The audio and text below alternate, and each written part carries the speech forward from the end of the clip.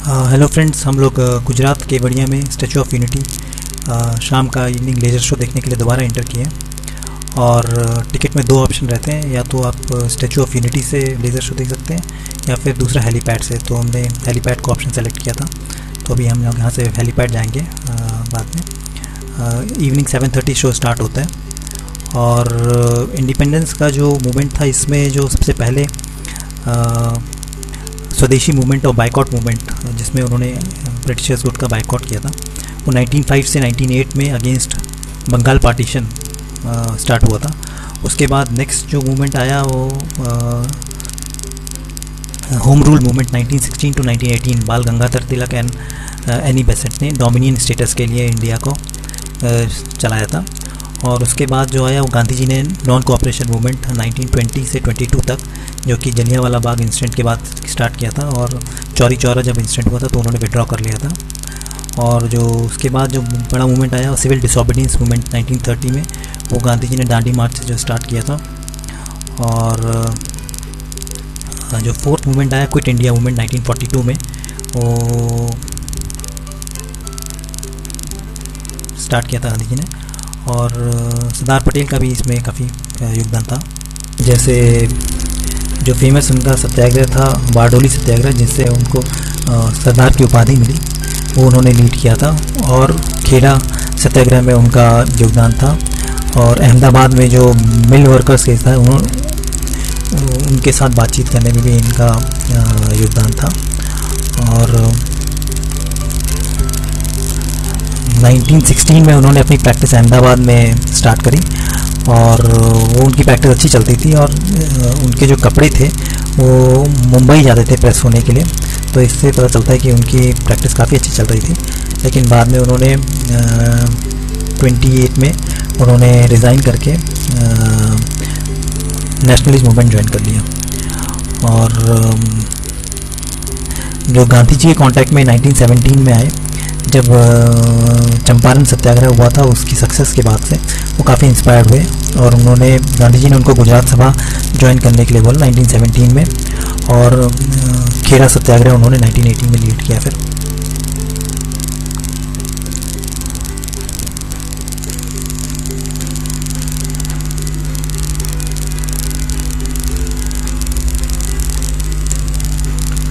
तो पहला सत्याग्रह जो था वो गांधी जी ने जो किया था चंपारण में 1917 में, वो इंडिगो प्लांटेशन के ऊपर था। और तिनकातिया सिस्टम जो था, उसमें 3/20 ऑफ देयर लैंड उसमें मैंडेटरी इंडिगो प्लांटेशन करना पड़ता था। तो उसके अगेंस्ट जो था सत्याग्रह की लोगों ने सत्याग्रह किया गया था, बिकॉज उनको उसकी उचित पेमेंट नहीं मिलती थी। और ज़मीन जो थी वो भी बंजर हो जाती थी, तो इसके अगेंस्ट उन्होंने सत्याग्रह किया था।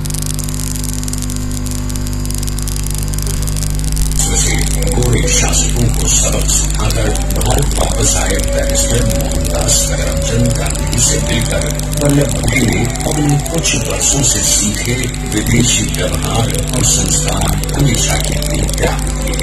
और अब वो अपने खेड़ा के किसानों को हक दिलाने के लिए बापू के साथ आंदोलन में कूद पड़े। और उनके पैरों में जूते नहीं, गांव की धूल थी। हृदय में भारत भूमि की शस्यशाला धरती, मन में थे गांधी और मस्तिष्क में एक नए स्वतंत्र भारत का सपना।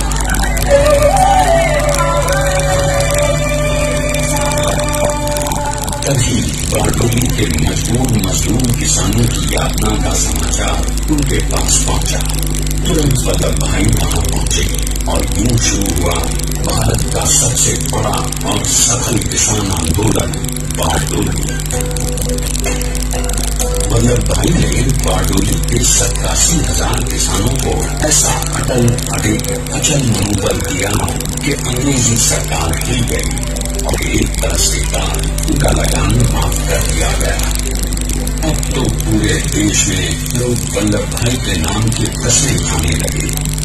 स्वयं महात्मा गांधी ने कहा, और वल्लभ भाई मेरे शिष्य या साथी नहीं, सारे देश की सरकार है।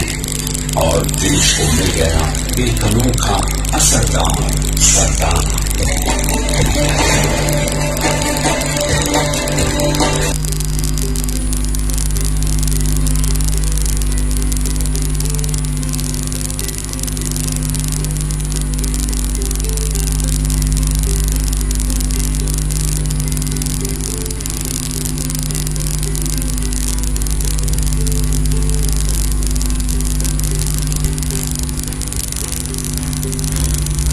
तो जो ये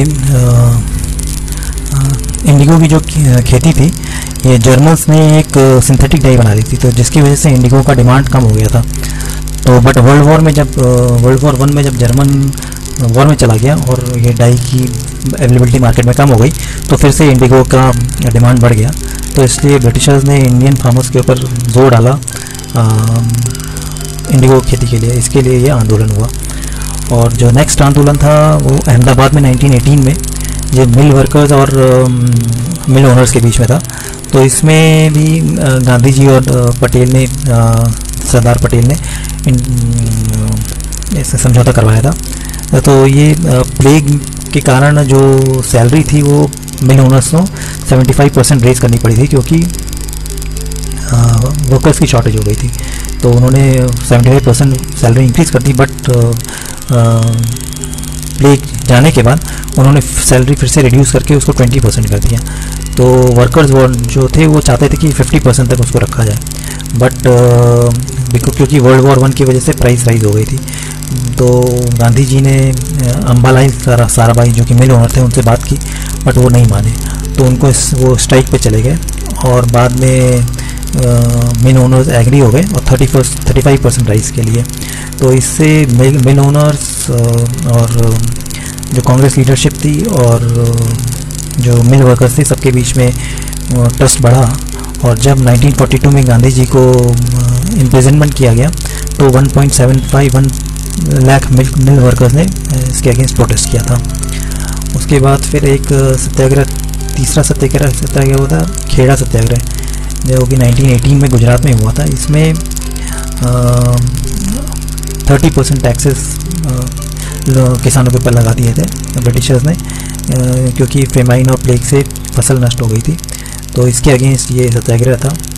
और इसमें ब्रिटिशर्स ने डिफ़ॉल्टर्स की प्रॉपर्टी सीज करना, उसको ऑक्शन करना, ये सब किया था। बट सोशल बाइकआउट किया गया ऐसे लोगों का जो कि प्रॉपर्टी परचेज़ कर रहे थे और या इस प्रॉपर्टी पे, ऐसी प्रॉपर्टी पे काम कर रहे थे। तो जिसकी वजह से ये सत्याग्रह सक्सेसफुल हुआ और उनको अपना जो टैक्स इंक्रीज था वो वापस देना पड़ा। फिर फोर्थ सत्याग्रह हुआ था, गांधी जी ने किया था रॉलेट सत्याग्रह 1919 में। ये रॉलेट एक्ट आने की वजह से जो गांधी जी ने सत्याग्रह किया था वो था। और जो सरदार पटेल ने जो सत्याग्रह लीड किया था, बारडोली सत्याग्रह 1925 में, ब्रिटिशर्स ने 30% टैक्स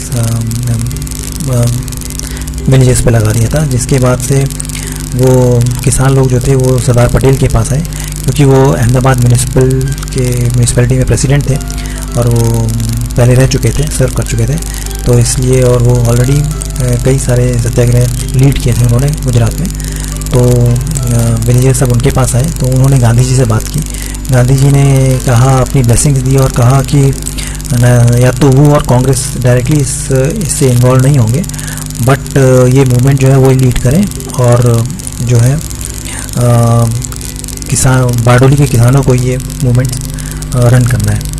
तो सरदार पटेल ने किसानों से बात की और उनको बोला कि आप लोग जो है अपनी प्रॉपर्टी कन्फिस्केट हो जाएगी, आपका जेल हो जाएगा, अगर आप इन सब चीज़ के लिए रेडी हैं तभी मैं इसको लीड करूँगा।